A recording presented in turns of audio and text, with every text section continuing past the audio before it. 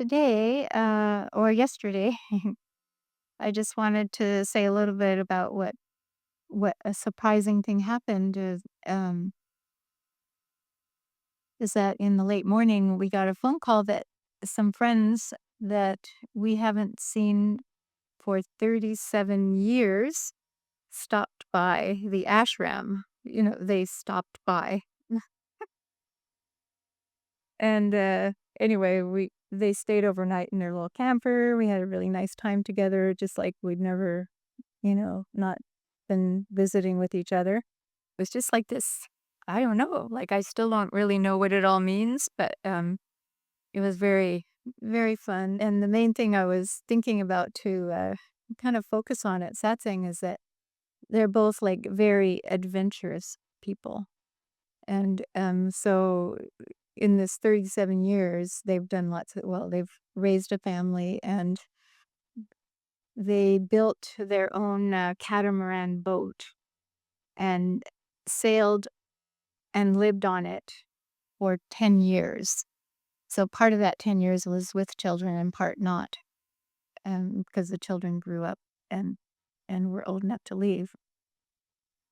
Anyway, they've been like so many places and they had so many adventures, and it was interesting to me that even though that was true, like, it's kind of like part of their life and everything, and they are taking this trip from Colorado to just driving up here and going to Kelowna and then, they're just adventurous. Uh, that we talked about, like, regular things, like, we talked about food and we talked about, animals and deer and the weather and the state of the world. It's just like we were just talking about life. And so afterwards, when they left this morning, I was just wondering what kind of adventures have I been on, like in the last 37 years? Because I was thinking, wow, I have not been to all those places, which I can't even say the names of. But and then I realized that I think this is pretty adventurous.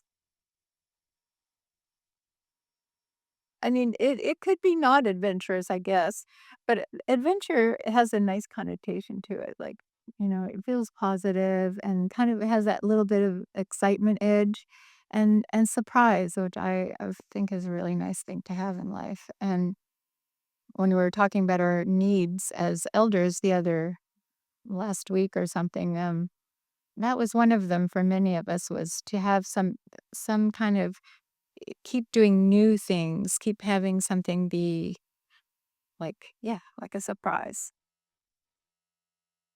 So I looked at Swami Radha's writings and I looked for the word adventure, and here's what I came up.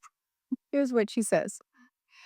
She's just talking about the practice of yoga, and she says the mystical aspects of yoga are largely unrecognized or misinterpreted in Western writing.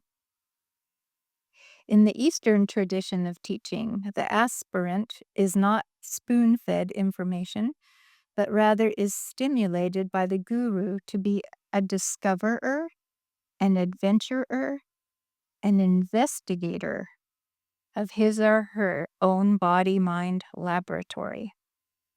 So there we go. What you find out for yourself becomes an enormous source of energy and inspires you to keep on expanding beyond your limitations, to find out more, to understand more. It is up to you to think intuitively, to investigate, to inquire, because the yoga teacher will not take the joy and pleasure of discovery from you. The less that is fed to the mind, the more insight you get by yourself. Personal insight also prevents the painful doubt, have I really experienced this, or have I only imagined an illusion based on what I have been told? So, of course, these teachings are so experiential that we get to have that discovery. And sometimes there are things that you discover like, in a little time, like, a day or an hour or a moment. And then sometimes the discoveries are long and slow, and then you know. So I feel like we have adventure here. Um, and then I was thinking about my most the moments that I feel like that discovery kind of feeling, that joy in the discovery. And I thought of symbol and metaphor. And I really enjoy symbol and metaphor, and that is a big part of the teachings. And I think that it's a really good way to never get bored. Because if I find the meaning for myself, like I'm engaging with anything, it can be anything. And it can be something very complicated, which is a little harder. And usually it's something really simple and profound. I wanted to read something, and this is just something that totally inspired me about, symbols, metaphor, and meaning.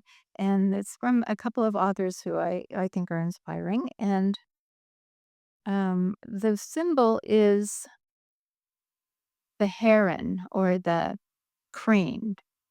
And so I'll just read little parts of it, and I'll try not to read too much, but it's also so interesting. I'll just control myself. So this first part is about this woman's connection with the heron, this heron bird that she had, and that from ever on afterward it became this symbol of meaning in her life.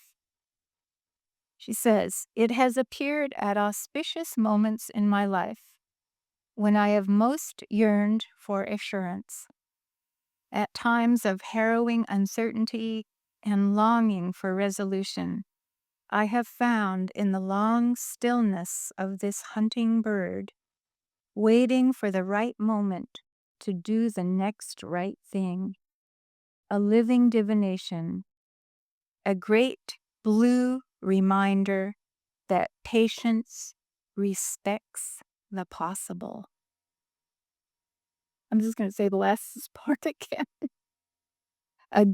This is the heron, right? This is what it symbolized for her. And I just thought her words were so beautiful. A great blue reminder that patience respects the possible. Anyway, very enigmatic, very, very thought provoking kind of things. And then she goes on to say, it's naive, which I don't actually believe it is a naive, but anyway, being naive is okay. It is naive, of course, to believe that this immense and impartial universe is sending us transient specks of stardust, is sending us personalized signs about how to live the cosmic accident of our lives. Still, it is as foolish to ask the meaning of a bird as it is to see it as a random assemblage of feather and bone. Reality lives somewhere between matter and meaning. And I like that too. Between matter and meaning. Meaning arises from what we believe to be true. Reality is the truth that endures whether or not we believe in it. Symbols betoken our search for meaning.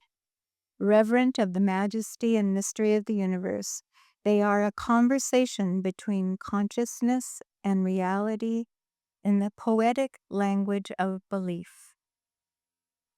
A bird can become a sign or it can have meaning if our attention and intention entwine about it in that golden thread of personal significance and purpose that gives life meaning.